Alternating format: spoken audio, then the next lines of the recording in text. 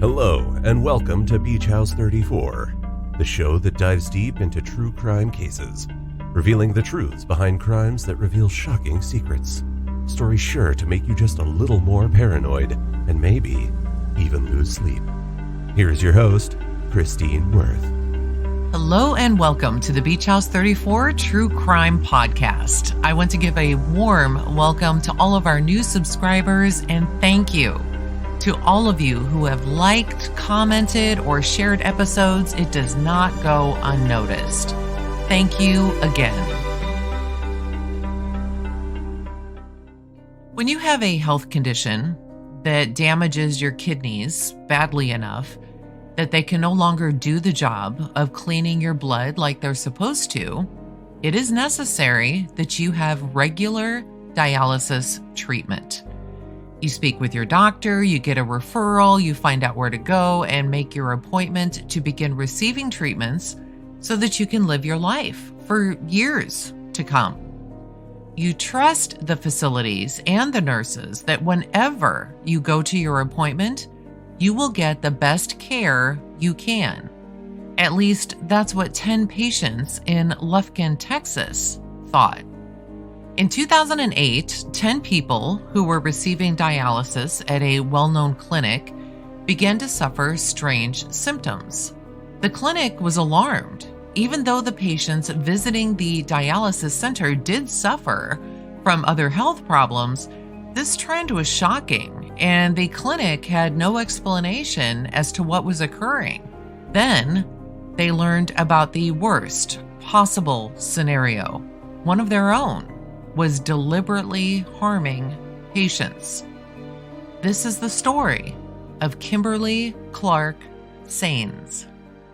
2 hours north of Houston, Texas, is Lufkin, Texas. It's just northwest of Lufkin is a very small town called Pollock. It is here that a young girl named Kimberly Fowler began school in junior high and went on to attend high school. While she was a junior in high school, Kimberly found out that she was pregnant by her high school boyfriend, and while she was still a junior, gave birth to a son. After her son was born, Kimberly then dropped out of high school. Now, eventually, Kimberly did earn her GED and then went on to attend a small college in Lufkin named Angelina College. And it is here that she earned her LPN degree, her licensed practical nurse degree. She went in search of a job and she found one, but she wasn't there long before she was fired. She went in search of a second job, again fired, then a third, fired, and finally a fourth, again fired. During this time that she was moving from job to job, Kimberly had yet another child and had gotten married. Now, Kimberly was also known to have a drug addiction and had previously stolen prescription medication. It was later discovered that she had also lied on an application for employment. Now, this last job that she was fired from, which would have been her fourth job, was when she was working at Woodland Heights Medical Center, also in Lufkin. She had been caught stealing Demerol, an opioid pain medication. Now, in 2007, Kimberly was arrested for public intoxication. Later, she would also be arrested for criminal trespass after a domestic incident with her husband. Now, even though she had been arrested for this, she and her husband later reconciled. Even with all of this, Kimberly was hired in August of 2007 at a clinic in 2007, the same year that she was arrested for public intox, and then she had this domestic incident with her husband. She was hired at a clinic that provided kidney dialysis treatment. Now, as an LPN, her job was to either be a patient care technician or be the nurse responsible for preparing medications for a variety of patients. A patient named Clara had come into the clinic on April 1st, 2008 to receive her dialysis treatment. Now, when you enter this treatment center, you are assigned a patient care technician, and this technician takes care of you while you have your treatment, which can usually last for several hours. Now, today's technician for Clara was Werlin. Clara began to complain about shortness of breath, so Werlin gave her oxygen, and Clara seemed to do well for several hours. While Werlin was on a break, Kimberly Sains covered for him and then monitored Clara. When Werlin returned from his break, he saw that Clara wasn't even responding. Clara was immediately transferred to a hospital, but all efforts to revive her were not successful. Clara died on April 1st, 2008, the same day she had come in for her dialysis treatment. Now, Clara's chart indicated that her blood flow rate, which was to be set at 400, was changed to 300. Now, this is typically done if the patient's blood pressure is rising, but according to Werlin, nothing in Clara's chart had warranted this. The lines that had been used in Clara's dialysis treatment were sent off to the FDA, the Food and Drug Administration, for analysis. And it was later learned that a portion of Clara's line tested positive for bleach. Close to the same time that Clara arrived, another patient named Thelma came into the clinic, and she also had come in for dialysis treatment. Thelma's technician for the day was Kimberly Sains. Now, Thelma's treatment was doing just fine, and she had been receiving her dialysis for a few hours when she too became unresponsive. Thelma had stopped breathing and had no pulse. Another technician, Corey, along with Kimberly, attempted to resuscitate Thelma, but Corey had to take over because Kimberly wasn't doing it right. Thelma, too, like Clara, had been transported to the hospital, but efforts to revive her were also unsuccessful. Thelma's chart, like Clara's, indicated that her blood flow had also been lowered by 100. Now, Thelma's had been lowered from 300 to 200, but in Thelma's case, it was necessary because Thelma's blood pressure had been rising. Like Clara's lines, Thelma's lines were preserved and sent to the FDA for analysis, and like Clara, a portion of Thelma's lines tested positive for bleach. After these two unusual situations, the dialysis clinic sent one of their coordinators to the site, Amy Clinton. Even while Amy was there, the problems continued. A couple of weeks did go by without any incident at the clinic, and then on April 16th, 2008, Garland came into the clinic for his dialysis treatment. Now, Garland's technician for the day was a woman named Sharon. The nurse who was assigned to give Garland his medication was Kimberly Sains. Garland's treatment began without incident, but several hours later, the alarm on his dialysis machine began to sound. Sharon rushed to Garland's side and found Kimberly there, ready to turn off the alarm and reset the machine. When Sharon looked at Garland, he appeared unresponsive. So she told Kimberly to not reset the machine and noticed a strange clot in Garland's dialysis line. Sharon then began CPR on Garland and told Kimberly to go get help. Garland was transported to the hospital, just like Clara and Thelma before him, and while Garland was resuscitated, he never regained consciousness. Garland died on August 18th, 2008, almost 4 months to the day of his dialysis treatment. Just like Clara and Thelma, Garland's lines were sent to the FDA for analysis. A portion of Garland's line also tested positive for bleach. This time, though, a sample of Garland's blood was taken, and after it was tested, it was found that it contained chlorine. This same day, April 16th of 2008, Graciela arrived for her dialysis treatment. Now, Graciela was known to have heart issues, and during her treatment, she lost consciousness. She had been chewing gum while receiving her treatment, so it was thought that she had perhaps just choked on her gum. When EMS arrived to take Graciela to the hospital, they discovered that she didn't have any gum in her airway, but while she was at the hospital, she was diagnosed with pneumonia. Graciela did survive, but after this incident, she had problems with her memory and she required the use of oxygen. Her lines also were sent to an FDA lab for analysis, and when the lines were tested, they came back inconclusive for bleach. Her blood, however, did test positive for chlorine and showed an elevated level of LDH, which is an enzyme that is produced when bleach comes into contact with blood. 6 days later, on April 22nd, 2008, Cora entered the clinic for her dialysis treatment. Her technician for the day was Martha. While Cora was receiving treatment, there was an issue with her blood clotting, and her dialysis lines had to be replaced.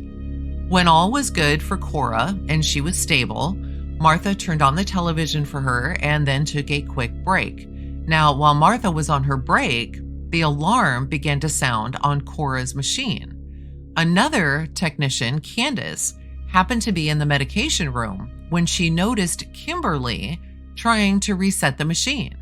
No one seemed too concerned, as whenever blood clotting is present, it would often cause the machine to alarm. When the machine alarms, the blood flow stops going to the patient. Now, Candace, who was in the medication room, was the one who then went and began returning the blood back to Cora. Cora then turned and asked Candace, "What are you giving me?" She then turned her head and immediately went into cardiac arrest. Cora, like Clara, Thelma, and Garland, was then transported to the hospital.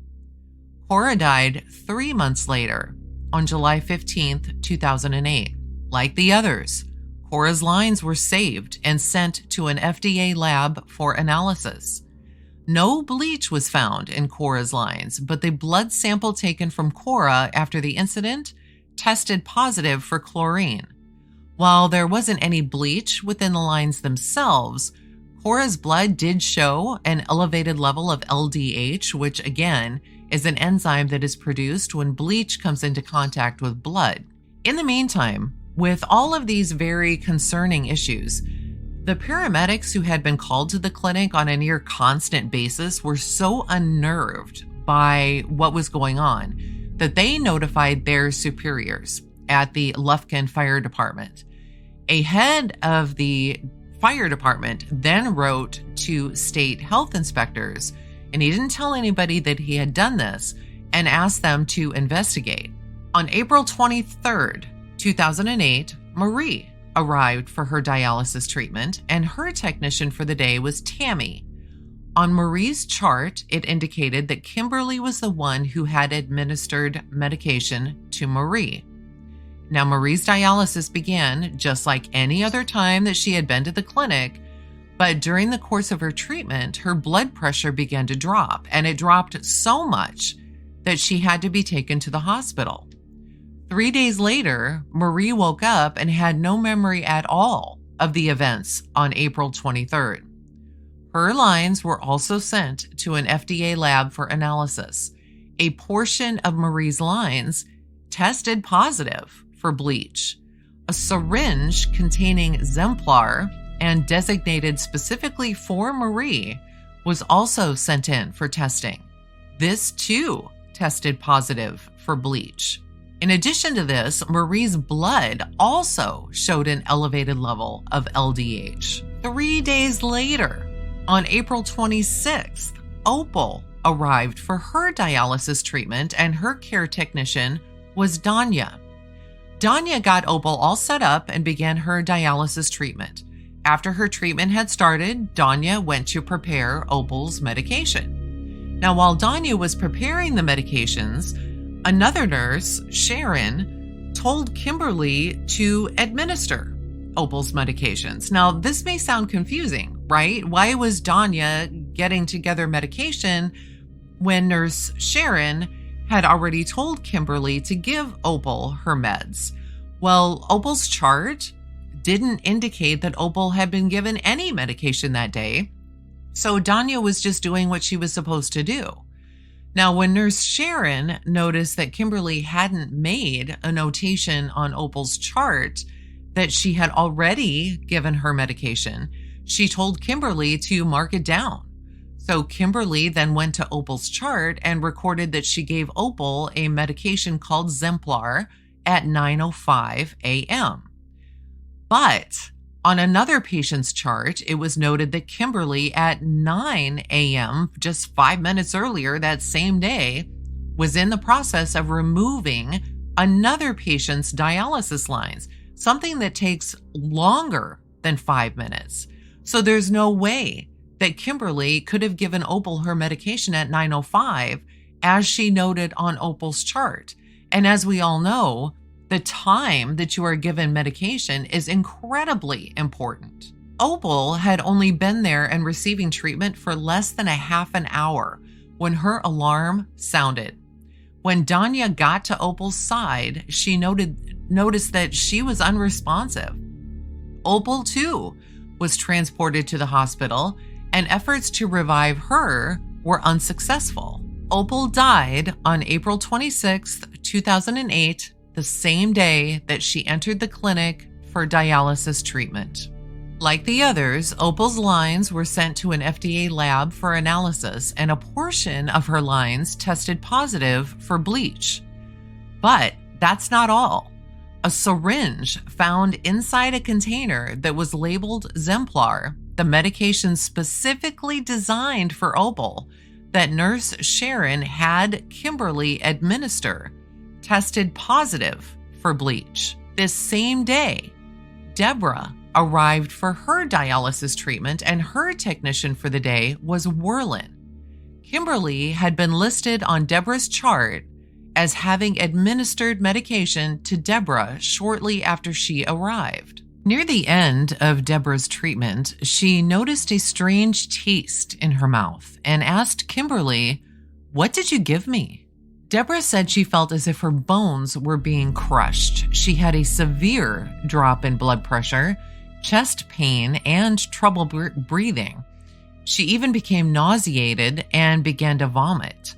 Deborah, too, like others, was transported to the hospital, and she was treated for several days. This was not the first time, however, that Deborah had experienced these symptoms.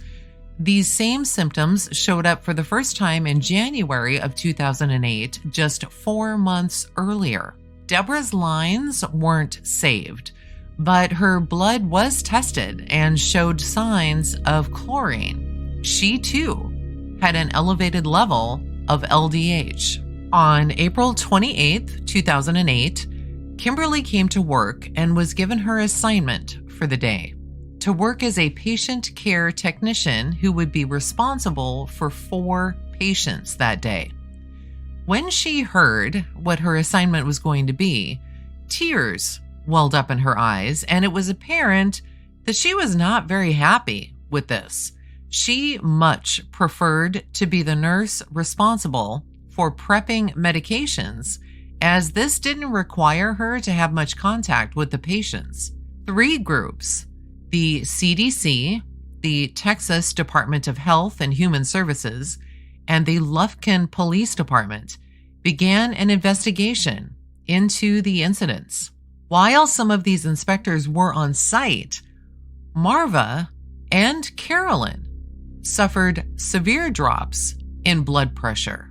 And here's how all of this played out. So 2 patients, Lurleen and Linda, were already at the facility receiving their dialysis treatments. As Lurleen is receiving her treatment, she is watching as Kimberly prepares a cleaning solution that required her to pour bleach into a container. As she watched in horror, Kimberly put the container on the ground, bent down, and then took a syringe and filled it with the bleach. As Lurleen watched in shock, Kimberly headed towards a patient named Carolyn. She watched as Kimberly injected the syringe into Carolyn's IV dialysis line. Shocked by what she was seeing, she then continued to watch as Kimberly then walked over to another patient named Marva, who was asleep at the time, and do the same thing. Kimberly then walked over to the disposable needle container and dropped the needle inside. Lurleen grabbed the attention of another technician, Yasmin. Marva, the woman who had been sleeping when Kimberly added a bleach solution to her IV line, had arrived at the clinic on this day and was assigned to Angie. Everything was going well for hours, so Angie had taken a quick break. As is always the case, whenever a technician takes a break, another technician is responsible for monitoring patients, and this time it was Tammy. When Angie got back from her break, Marva's blood pressure had begun to drop, and Marva said she didn't feel very well, as she was uncomfortable and she had pain in her ribs. She became nauseated, she became weak, and she had a really hard time speaking. Her symptoms lasted for about 6 minutes, and they really weren't severe enough to require hospital transportation.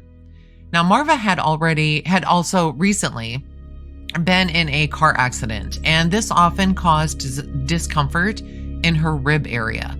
Now, even though she wasn't transported to the hospital, her lines were still sent to an FDA lab for analysis. And again, a portion of her line tested positive for bleach.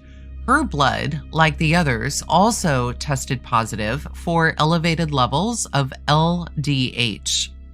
This same day, Carolyn, the first woman that Lurleen saw Kimberly approach with the bleach solution, also had arrived for her treatment, and she was assigned to Tammy. Now, while Carolyn was in the middle of her treatment, she began flopping in her chair. She felt hot, and she had to be given oxygen and saline.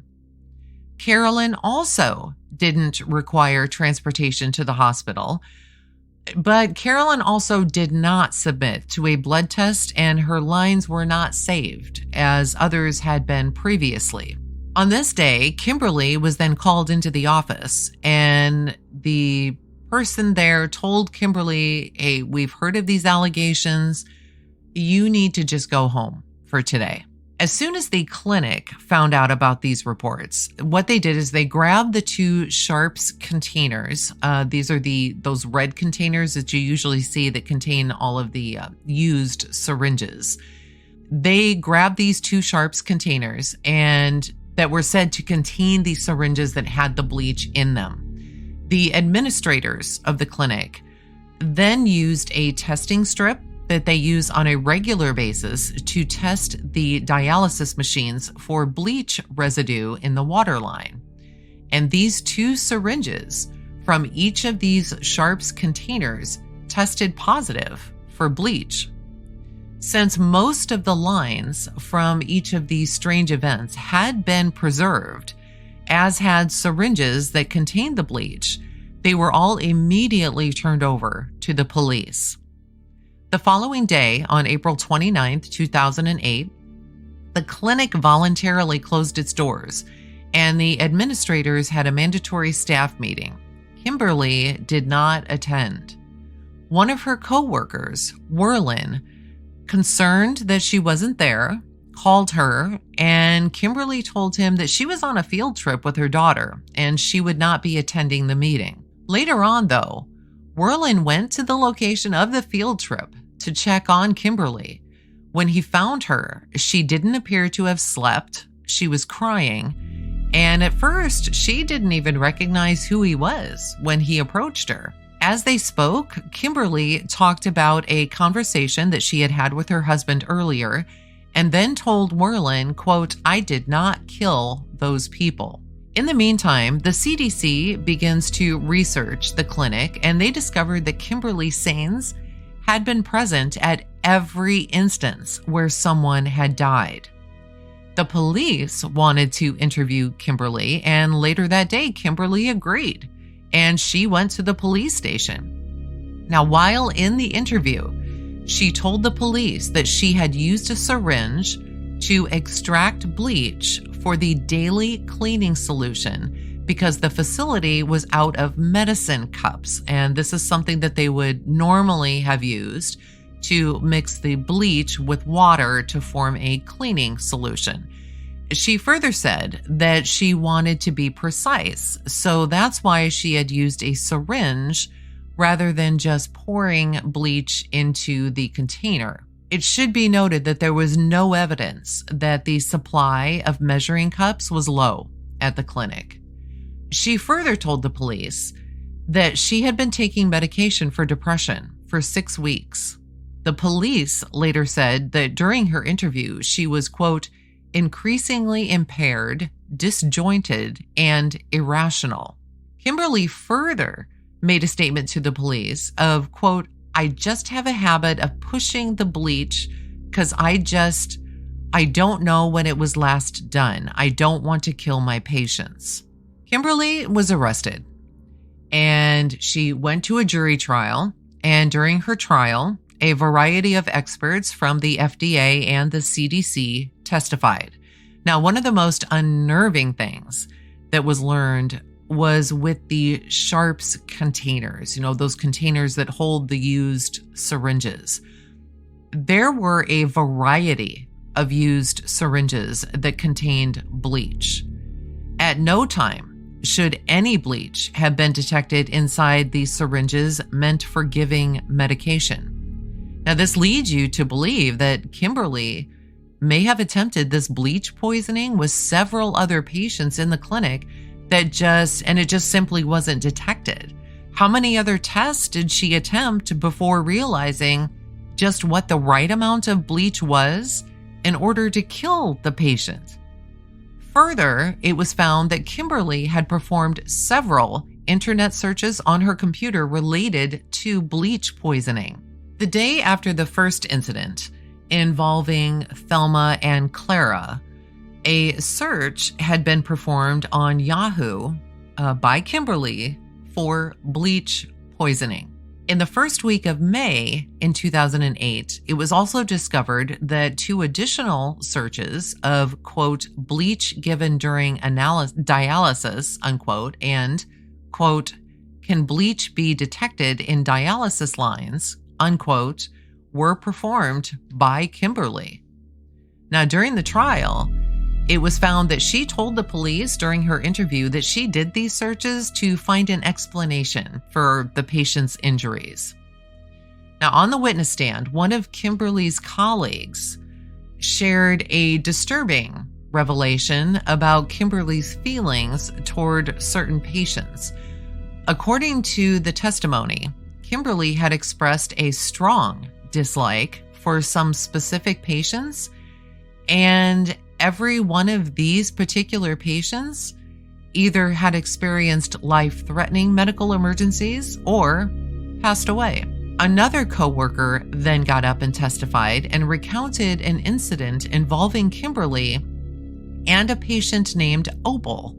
Now, Kimberly had taken a cigarette break following her care of Opal when Opal coded. Despite knowing that Opal was coding, Kimberly refused to go over and help her. So on March 31st, 2012, a jury convicted Kimberly Sains of murdering 5 patients and injuring 5 others. The prosecution wanted the death penalty, but instead, on April 2nd, 2012, she was sentenced to 5 concurrent terms of life imprisonment without the possibility of parole for the 5 murders, plus 3 consecutive 20-year sentences for aggravated assault.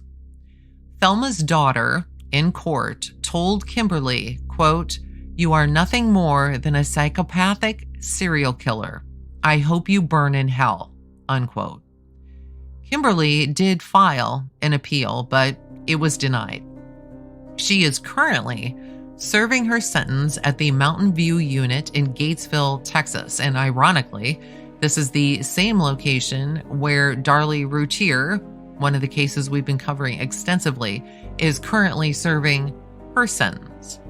Now, the bottom line is, when you have a medical condition, you put a lot of trust in those who are providing you care.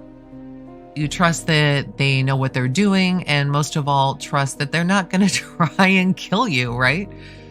It's beyond me why a well-known dialysis clinic would have even hired Kimberly, knowing her background.